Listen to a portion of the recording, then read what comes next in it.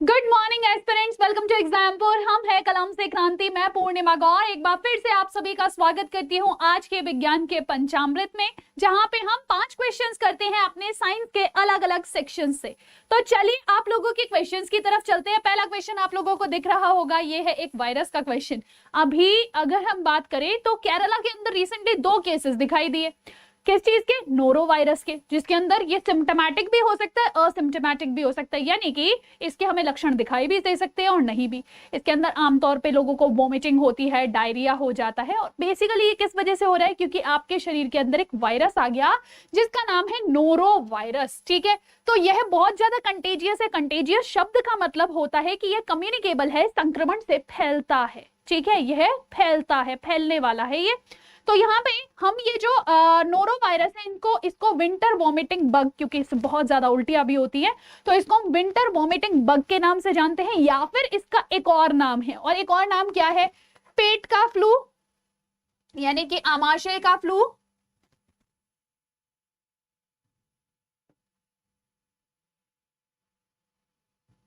दूसरा ऑप्शन है आपके पास ब्रेन फ्लू, तीसरा है नेत्र फ्लू और चौथा है लीवर फ्लू। तो क्या आंसर कर देंगे बेटा आप लोग यहाँ पे कहेंगे कि मैम इनमें से पेट फ्लू यानी कि आमाशय फ्लू। हमने देखा ना इसमें क्या हो रहा है, वॉमिटिंग हो रही है। तो वॉमिटिंग बेसिकली क्या होगा, आपके आमाशय के अंदर कुछ गड़बड़ रही होगी। ठीक है, इसके अलावा आपको दस्त लग जाते हैं आपके आमाशय में, आपके डाइजेस्टिव ट्रैक्ट में, आपके आंतों में कुछ गड़बड़ हुई होगी, इसी वजह से तो ये सिम्टम्स हो सकते हैं ना। तो बेसिकली नोरो वायरस को आप स्टमक फ्लू के नाम से भी जानते हो। ठीक है, चलिए जी नेक्स्ट क्वेश्चन। अच्छा, बर्ड फ्लू पता है क्या होता है? बर्ड फ्लू की अगर हम बात करते हैं तो वो जो है वो कौन सा था? हाँ, बर्ड फ्लू। तो बर्ड फ्लू को आप लोग मुझे बताएंगे कि ये जो वायरस है कौन सा वायरस होता है, या फिर आप बर्ड फ्लू को पक्षी वाला जो फ्लू है जिसको एवियन फ्लू भी कहते हैं, उसको हम और किस नाम से जानते हैं? नीचे कमेंट सेक्शन में आपको ये बताना है। चलिए अगला क्वेश्चन आप यहाँ पे देखिए, इसके बारे में देख लीजिए कि ये वायरस जो है आपके गैस्ट्रो इंटेस्टिनल इलनेस करता है, यानी कि आपके जो भी पाचन प्रणाली है वहां की बीमारी करता है। जिसकी वजह से क्या होगा? जिसकी वजह से आपके जो स्टमक होता है, जो आपका आमाशय होता है, उसके अंदर वाली लाइनिंग में, उसकी अंदरूनिक भित्ति में सूजन आ जाती है। ठीक है, क्या होता है? आंतों की आंतरिक परत में सूजन आ जाती है। और यहाँ पे क्या होता है? यहाँ पे इनिशियल सिम्टम्स होते हैं वॉमिटिंग यानी कि उल्टी आना, डायरिया, और जिसकी वजह से इंसान को डिहाइड्रेशन हो जाती है, बहुत ज्यादा पानी की कमी हो जाती है। पेशेंट्स को बहुत ज्यादा नौसिया भी होता है, यानी कि इसमें उनको बहुत ज्यादा उल्टी जैसा महसूस होता है, मितली आना। ठीक है, ऐसा होगा। और इसके अलावा उनको पेट में दर्द, बुखार, सर दर्द और बॉडी में भी दर्द हो सकता है। तो इसके मुख्य क्या रहते हैं? लक्षण रहते हैं। कई बार ये असिम्प्टोमेटिक भी रहता है, यानी कि इसमें कोई लक्षण दिखाई नहीं देता है। अब इससे बचने के लिए आप लोग क्या कर सकते हैं? देखिए वायरस है, वायरस जनरली आपका कैसे जाएगा? खाने के माध्यम से जाएगा, तो खाने को अच्छे से पका के खाइए।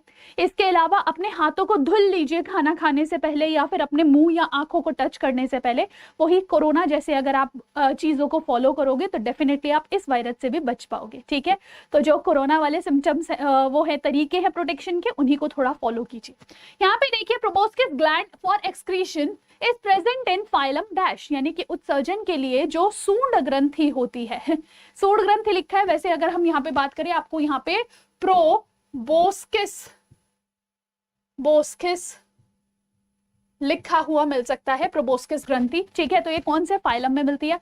आर्थ्रोपोड में, पॉरीफेरा में, मोलस्का में, या फिर हेमिकॉर्डेटा में। ये आपका एमटीएस 2020 का सवाल है और ध्यान रखिएगा ये काफी इंपॉर्टेंट है, क्योंकि इससे पहले भी आपका पेपर में क्वेश्चन पूछा जा चुका है।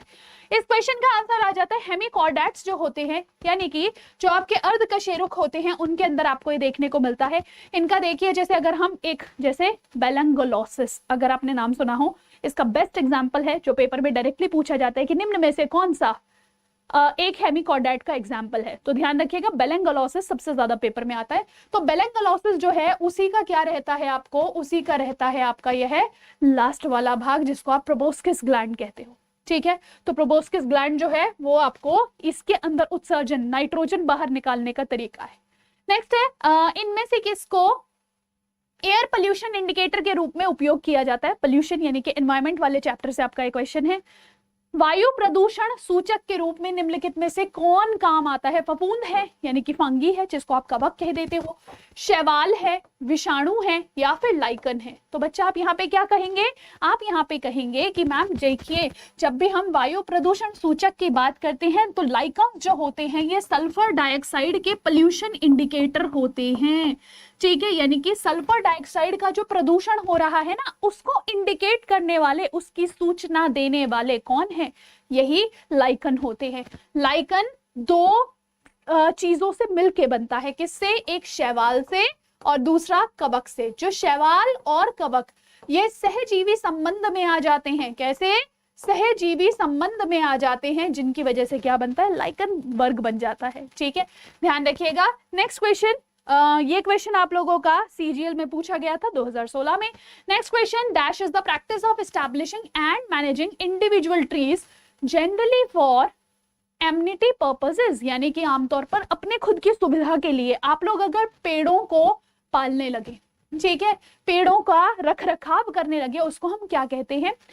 फ्लोरिकल्चर, सिल्वीकल्चर, विनीकल्चर या फिर आर्बोरिकल्चर। तो बच्चे ध्यान दीजिएगा, फ्लोरिकल्चर फ्लावर्स से रिलेटेड है, फूलों का खेती है, ठीक है। सिल्वीकल्चर क्या होता है? यहाँ पे अगर हम बात करें, अगर आप फॉरेस्ट का मैनेजमेंट करें, ठीक है, फॉरेस्ट का मैनेजमेंट, वनों का मैनेजमेंट करो, तो वो सिल्वीकल्चर में आता है, जहां पे आप वनों को उगा रहे हैं, ठीक है। तो आपको लग रहा होगा ma'am option number B answer है, तो रुक जाइए जरा।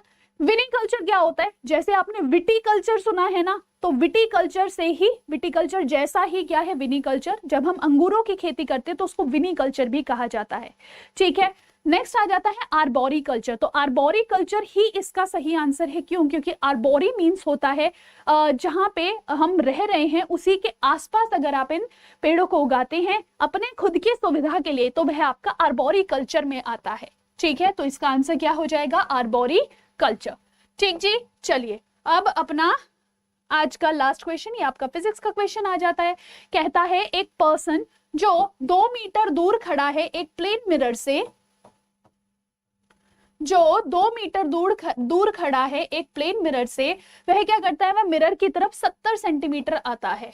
क्या करेगा? वो प्लेन मिरर की तरफ 70 सेंटीमीटर आता है, ठीक है। तो अब वो इंसान यहाँ पे खड़ा है, ठीक है, यहाँ पे खड़ा होके एकदम बढ़िया मुस्कुरा रहा है। अब आप हमको बताएं कि इसकी जो इमेज बनेगी वो कैसी बनेगी, यानी कि वो कितनी दूरी पर बनेगी, ठीक है। यानी कि इसकी नई इमेज के बीच में और इसके नए डिस्टेंस के बीच में, मतलब नई जो जगह है उनके बीच में कितना डिस्टेंस होगा। तो देखिए, ये इंसान 2 मीटर पे यहाँ पे खड़ा था, ये 70 सेंटीमीटर आगे जाता है, तो यहाँ पे 200 सेंटीमीटर में से 70 सेंटीमीटर गया, तो इसका मतलब 130 सेंटीमीटर अभी बच गया। जब 130 सेंटीमीटर बच्चा यहाँ पे बच जाता है, तो यहाँ पे भी अब इसकी इमेज भी 130 सेंटीमीटर पे बनेगी, और 130 260 हो जाएगा। तो आंसर क्या हो जाएगा? 260 सेंटीमीटर। क्या हो जाएगा? 260 सेंटीमीटर, या फिर लिखा हुआ मिल सकता है आपको 2.6 मीटर्स, ठीक है। ध्यान रखेंगे। तो चलिए, आई जस्ट होप सो आपको ये क्वेश्चन समझ में आए होंगे, कैसे इन क्वेश्चंस को सॉल्व करना है, क्या क्या क्वेश्चंस आते हैं और कैसे कैसे आपके क्वेश्चंस आप लोगों को मिल सकते हैं पेपर में, वो आपको पता लगा होगा। क्लास अच्छी लगी हो तो क्लास को लाइक कीजिएगा, शेयर कीजिएगा और चैनल को सब्सक्राइब जरूर कर लेना। मिलेंगे आप लोगों से अपनी रेगुलर क्लास में सुबह 11 बजे SSC exams by Exampur YouTube channel पे, और दोपहर को 2 बजे Haryana exams by Exampur YouTube channel पे। मिलेंगे आप लोगों से वहीं, और आप लोगों के कमेंट्स मेरे लिए सोर्स ऑफ मोटिवेशन होते हैं, तो डेफिनेटली नीचे कमेंट सेक्शन करके जरूर बताइएगा कि क्लास कैसी लगी। मिलेंगे नेक्स्ट सेशन में। This is Purnima Gaur signing off, take care, bye bye.